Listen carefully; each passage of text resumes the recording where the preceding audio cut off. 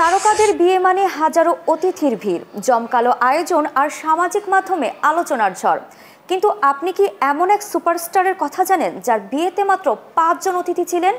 তিনি আর কেউ নন, স্বয়ং বলিউডের শাহেনশাহ অমিতাভ বচ্চন। বলিউডের জনপ্রিয় অভিনেতা অমিতাভ বচ্চন এবং অভিনেত্রী জয়া ভাদুরীর প্রেম নিয়ে চলত জল্পনা গুঞ্জন, কিন্তু বিয়ের লগ্ন যখন এলো বরযাত্রী হলেন মাত্র 5 জন।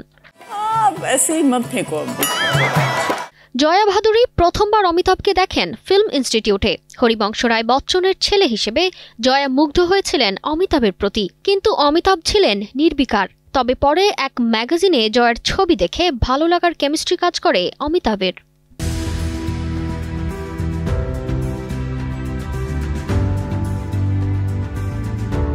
একসঙ্গে গুড্ডি ছবিতে কাজ করার সময় তাদের ঘনিষ্ঠতা আরও বাড়ে।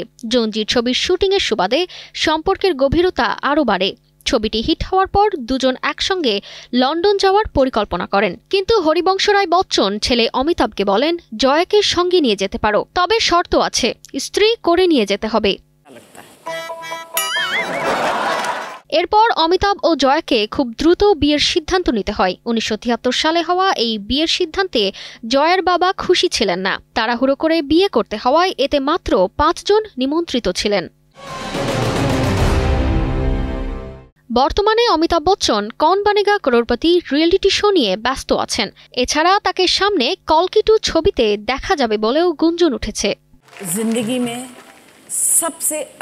তারতিবা ফারুহি, কালের কণ্ঠ।